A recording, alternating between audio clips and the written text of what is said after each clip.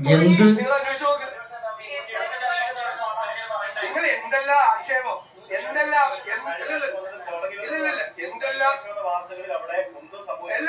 നിങ്ങളൊന്ന് അന്വേഷിച്ച് നോക്കി. അവിടെ പണി തുടങ്ങി, കഴിഞ്ഞ ദിവസം തുടങ്ങി. നിങ്ങൾ കേൾക്കി, നിങ്ങൾ എന്തെല്ലാം തോന്നുന്നു അവിടെ ആന കയറുന്ന സ്ഥലമാണെന്ന് പറഞ്ഞു. ഞാൻ അവിടെ നേരിട്ട് പോയി.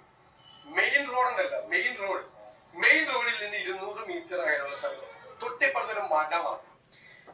എല്ലാ പ്രിയപ്പെട്ട മാധ്യമ പ്രവർത്തകരോടും ഒരു സാധാരണ യൂട്യൂബർ എന്ന നിലയ്ക്ക്, അല്ലെങ്കിൽ ഇത്തരം രാഷ്ട്രീയ കാര്യങ്ങളൊക്കെ നിരന്തരം ശ്രദ്ധിക്കുന്ന ഒരാളെന്ന നിലയ്ക്ക്, അതിനെക്കുറിച്ച് അഭിപ്രായം പറയാൻ താല്പര്യപ്പെടുന്ന ഒരാളെന്ന നിലയ്ക്ക് ഞാൻ പറയുന്നൊരു അപേക്ഷയാണ്, അല്ലെങ്കിൽ ഞാൻ കൊടുക്കുന്നൊരു അപേക്ഷയാണ്.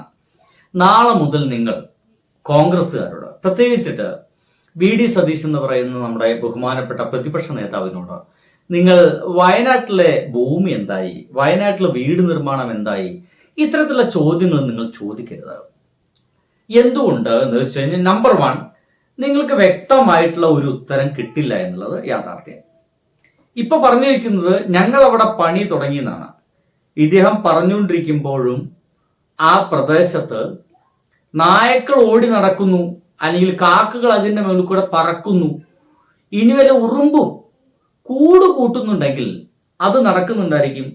വല്ല കുഴിയാനയും ചെറിയ കുഴികളൊക്കെ അവിടെ ഉണ്ടാക്കുന്നുണ്ടെങ്കിൽ അത് നടക്കുന്നുണ്ടായിരിക്കും ആ പറമ്പിൽ എന്നല്ലാതെ അതിനപ്പുറത്തേക്ക് ഒരു പണിയും നടക്കുന്നില്ല എന്നുള്ളതാണ്. ഇനി അതും പോട്ടെ, അവിടെ പണി തുടങ്ങാൻ വേണ്ടിയിട്ട് ആ സ്ഥലത്ത് ഒരു കല്ലിട്ട് പോയായിരുന്നു രാഹുൽ ഗാന്ധി വന്നിട്ട്. ആ കല്ല് പോലും ഇപ്പോഴവിടെ കാണാനില്ല എന്നുള്ളതാണ് വസ്തുത. ഇങ്ങനെ ഈ വസ്തുതകൾ ഈ സോഷ്യൽ മീഡിയ കാലഘട്ടങ്ങളിൽ, ഞാൻ ഇന്ന് സോഷ്യൽ മീഡിയ കാലഘട്ടം എന്ന് പറയുന്നത് വളരെ ഈസി ആയിട്ട് ഇദ്ദേഹം സംസാരിച്ചുകൊണ്ടിരിക്കുന്ന സമയത്ത് തന്നെ വയനാട് മേപ്പാടിയിലുള്ള ഒരു മാധ്യമ പ്രവർത്തകൻ വിളിച്ചിട്ട്, എടാ VD സതീശൻ ചേട്ടൻ ഇങ്ങനെ പറയുന്നു, അവിടെ പണി തുടങ്ങി എന്ന് പറയുന്നു, നീ ഒന്ന് പോയി നോക്ക്, ഒരു 5 മിനിറ്റ് കൊണ്ട് വിവരണം തന്നെ, ഈ ചെങ്ങാതി ഇവിടുന്ന് മുങ്ങുമ്പത്തിന് വിവരണം തന്നെ, ഒരു വീഡിയോ കോൾ എടുത്ത് കാണിച്ചു തരണേ എന്ന് പറഞ്ഞു കഴിഞ്ഞാൽ അത്രയ്ക്ക് ഈസി ആയിട്ട്, അത്രയ്ക്കും വേഗതയിൽ കാര്യങ്ങൾ നടത്താൻ കഴിയുന്ന ഒരു സമയമാണിത്. അതാണ് ഈ സോഷ്യൽ മീഡിയ കാലഘട്ടമാണ്. ഈ സോഷ്യൽ മീഡിയ കാലഘട്ടമായിട്ട് പോലും ഇങ്ങനെ നിന്ന നിൽപ്പിൽ ഇതുപോലെ നുണ പറയാൻ VD സതീശൻ എന്ന് പറയുന്ന നമ്മുടെ പ്രതിപക്ഷ നേതാവിന് കഴിയുന്നുണ്ട് എങ്കിൽ നിങ്ങൾ എന്തിനാണ് ഈ ചോദ്യം ചോദിക്കുന്നത്? ഒന്ന് മനസ്സിലാക്കുക, അവർ വീട് പണി തുടങ്ങില്ല. ഇനി അടുത്ത വർഷം നിങ്ങൾ ഇതേ ചോദ്യമായിട്ട് ചോദിച്ചു കഴിഞ്ഞാൽ ഇവർ പറയുന്ന ഒരു ഉത്തരം എന്തെന്ന് ചോദിച്ചു കഴിഞ്ഞാൽ അത് സിമ്പിളാണ്. ഞങ്ങൾ വീട് പണി തുടങ്ങുക മാത്രമല്ല, വീട് നിർമ്മിച്ചു കൊടുത്തു കഴിഞ്ഞു, അതിലിപ്പോ ആൾക്കാർ താമസിക്കുന്നുണ്ട് എന്ന് പറയാം. മനസ്സിലേ? അവിടെ ആൾക്കാർ താമസം തുടങ്ങിയിട്ടുണ്ട്, നിങ്ങൾ ശല്യം ചെയ്യാൻ അവിടെ പോകണ്ട എന്നുകൂടി പറയും. ഇനിയിപ്പോ നിങ്ങളുടെ ഒരു ത്വര കൊണ്ട് ക്യാമറയും തൂക്കി അവിടെ പോയി കഴിഞ്ഞാൽ ഒരു തരിശു ഭൂമി കാണാമെന്നല്ലാതെ ഒരു വീടും ചിലപ്പോൾ കണ്ടെന്ന് വരില്ല. അപ്പൊ നിങ്ങളും വീണ്ടും ആ വീഡിയോ എടുത്തിട്ട് അവിടെ എത്തിയിട്ട് പറയും, ഇതാ ഇങ്ങനെയാണല്ലോ സംഭവം, ആ പറമ്പ് അങ്ങനെ കിടക്കുന്നു, അവിടെ ഒരു വീട് പോലും ഉയർന്നിട്ടില്ലല്ലോ എന്നെങ്ങനെ നിങ്ങൾ പറഞ്ഞു കഴിഞ്ഞാൽ അപ്പോൾ അദ്ദേഹം പറയുക, നിങ്ങളുടെ ക്രെഡിബിലിറ്റി നഷ്ടപ്പെടും, നിങ്ങളെ ക്രെഡിബിലിറ്റി നഷ്ടപ്പെടും, നിങ്ങളെ മാധ്യമപ്രവർത്തകരുടെ ക്രെഡിബിലിറ്റി നഷ്ടപ്പെടും. അവിടെ എന്നും ആളുകൾ താമസം തുടങ്ങിയിരിക്കുന്നു, എത്ര സുന്ദരമായ ഭവനങ്ങളാണ്, 400 വീടല്ല അവിടെ ഇങ്ങനെ ഉയർന്നു നിൽക്കുന്നത്. ഇങ്ങനത്തെ വീടുകളൊക്കെ നമ്മുടെ ഗവൺമെന്റിന് ഉണ്ടാക്കി കൊടുക്കാൻ കഴിഞ്ഞിട്ടുണ്ടോ എന്ന് ചോദിക്കും. അപ്പോഴും നിങ്ങൾ അന്തം വിട്ട് നിന്ന് കഴിഞ്ഞാൽ ഒരു പ്രത്യേക തരം ചിരിയും ചിരിച്ചിട്ട് VD സതീശൻ എന്ന് പറയുന്ന സ്ഥിരം അല്ലെങ്കിൽ ആജീവനാന്ത പ്രതിപക്ഷ നേതാവ് നടന്നു പോകും. അതിൽ നിങ്ങൾ എന്തെങ്കിലും വേദനിച്ചിട്ടോ, ഇനിയിപ്പോൾ നിങ്ങൾക്കാണോ ഭ്രാന്തായത്, അത് ലോകത്തിന് മുഴുവൻ ഭ്രാന്താണോ എന്നൊക്കെ ചിന്തിച്ചിട്ട് ഒരു കാര്യമില്ല. അത് VD സതീശൻ എന്ന് പറയുന്ന കോൺഗ്രസിന്റെ അല്ലെങ്കിൽ നമ്മുടെ ബഹുമാനപ്പെട്ട പ്രതിപക്ഷ നേതാവാണ്. അദ്ദേഹം ഇലക്ഷനിൽ ഇപ്പോൾ എല്ലായിടത്തും ഓടി നടന്നിട്ട് കാര്യങ്ങളൊക്കെ നടത്തിക്കൊണ്ടിരിക്കുകയാണ്. അദ്ദേഹത്തിന്റെ ഇപ്പോൾ ഏറ്റവും മെയിൻ ആയിട്ടുള്ള ഒരു ടെൻഷൻ, എങ്ങാണ്ടും വിജയിച്ചു കഴിഞ്ഞാൽ ഞാനാണോ മുഖ്യമന്ത്രി ആവുക അതോ രമേശ് ചെന്നിത്തലയാണോ മുഖ്യമന്ത്രി ആവുക എന്നുള്ള സംഗതി മാത്രമാണ്. ഇങ്ങനെ രമേശ് ചെന്നിത്തലനെ എങ്ങനെയാണ് ചിത്രത്തിൽ നിന്നും മാറ്റേണ്ടത് എന്ന് ആലോചിച്ച് അതിനുള്ള എല്ലാ കളികളും കളിച്ചിങ്ങനെ മുന്നോട്ട് പോയിക്കൊണ്ടിരിക്കുന്ന ആ ഒരു ചങ്ങാതിയോട് അദ്ദേഹത്തിന്റെ മനസ്സിനെ കുഴപ്പിക്കുന്ന ഇത്തരത്തിലുള്ള ജനാധിപത്യ വിരുദ്ധമായ സാമൂഹ്യ വിരുദ്ധമായ ഒരിക്കലും ഈ ഒരു കാലഘട്ടത്തിന് യോജിക്കാത്ത ഒരു ചോദ്യം മാധ്യമപ്രവർത്തകർ ചോദിക്കരുത്. ആ ചോദ്യം എന്ന് പറയുന്നത് വയനാട്ടിലത്തെ വീട് പണി എന്തായി എന്നുള്ളതാണ്.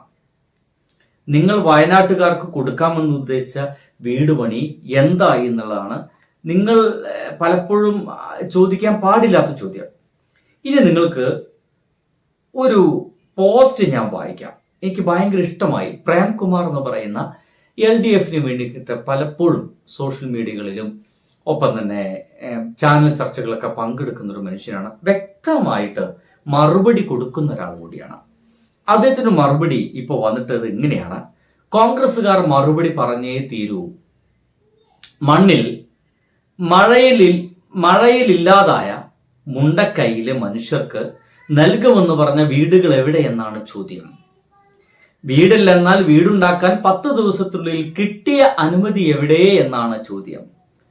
അനുമതിയില്ലെന്നാൽ നിങ്ങൾ തയ്യാറാക്കിയ പ്ലാൻ എവിടെ എന്നാണ് ചോദ്യം.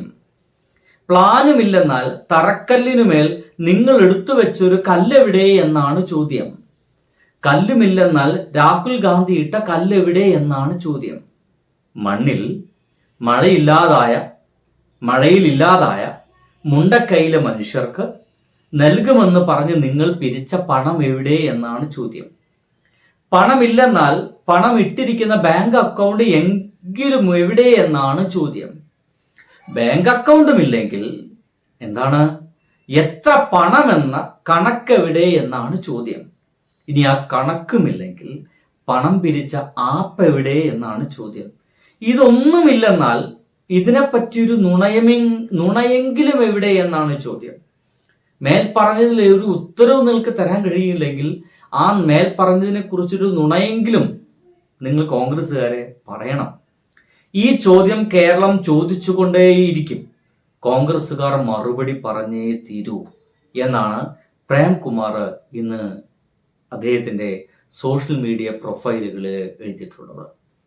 സുഹൃത്തുക്കളെ, എൻ്റെ വീഡിയോ കേൾക്കുന്ന എല്ലാവരും അറ്റ്ലീസ്റ്റ് എനിക്ക് തോന്നുന്നത് കോൺഗ്രസ്സുകാരെങ്കിലും അത് ചോദിക്കണ്ടേ എന്നുള്ളതാണ്. അതിനുള്ളൊരു ആർജവമെങ്കിലും കാണിക്കണ്ടേ. ഡിവൈഎഫ്ഐ പിരിച്ചു കൊടുത്ത പൈസ 2 മാസം എങ്ങാണ്ട് താമസിച്ചു എന്നുള്ളത് നിങ്ങൾക്കൊരു ചോദ്യമാകുമ്പോൾ എന്തുകൊണ്ടാണ് നിങ്ങൾ ഈ കോൺഗ്രസ്സുകാര്, അഭിമാനമുള്ള കോൺഗ്രസ് യുവാക്കള്, കോൺഗ്രസ് നേതാക്കളോട് ഞങ്ങളൊക്കെ കൂടിയിട്ട് അല്ലെങ്കിൽ നമ്മളെല്ലാവരും കൂടിയിട്ട് പിരിച്ചെടുത്ത പണം എവിടെ എന്ന് എന്തുകൊണ്ടാണ് ഈ കോൺഗ്രസ്സുകാരും അണികളാരും ഈ കോൺഗ്രസ് നേതാക്കന്മാർ ചോദിക്കാത്തത്? അത് ചോദിക്കേണ്ടത് നിങ്ങൾ ഉത്തരവാദിത്തമല്ലേ? നിങ്ങളാണ് സാധാരണ ജനങ്ങളുടെ ഇടയിലേക്ക് എത്തുന്നത്. നിങ്ങളാണ് സാധാരണ ഓരോ വീടും കയറിയിട്ട് വോട്ട് ചോദിക്കുന്നത്. സ്വാഭാവികമായിട്ടും ഓരോ വീട്ടിൽ നിന്നും ഇത്തരത്തിലുള്ള ചോദ്യം വരും. ആ ചോദ്യത്തിന് നിങ്ങൾ എന്തുത്തരം പറയും? അത് സ്വന്തം മനസ്സാക്ഷിയോട് ചോദിക്കണം. ഒരു നിമിഷം കൊണ്ട്, ഒരു രാത്രി കൊണ്ട് ഇല്ലാതായ ഒരുപാട് ആളുകളുടെ ഒരു സ്വപ്നമാണ് നിങ്ങൾ ഇല്ലാണ്ടാക്കി കളയുന്നത്. ആ സ്വപ്നത്തിന് വേണ്ടി നിങ്ങൾ പിരിച്ച പൈസ നിങ്ങൾ ഓരോരുത്തരും വീതിച്ചെടുത്തുവെങ്കിൽ ആ യാഥാർത്ഥ്യം കൂടി പുറത്തേക്ക് വരേണ്ടതുണ്ട്. അറ്റ്ലീസ്റ്റ് എല്ലാ കോൺഗ്രസ്സുകാരും, കോൺഗ്രസ് പ്രവർത്തകരും കോൺഗ്രസിനോട്, നിങ്ങൾ നേതാക്കന്മാരോട് ഒറ്റ ചോദ്യമാണ് ചോദിക്കേണ്ടത്. ഞങ്ങൾ അപമാനിക്കപ്പെടുന്ന ഓരോ വീട്ടിലും വെച്ചിട്ട് എവിടെ ആ പണം എവിടെയെന്ന് ചോദിക്കണം.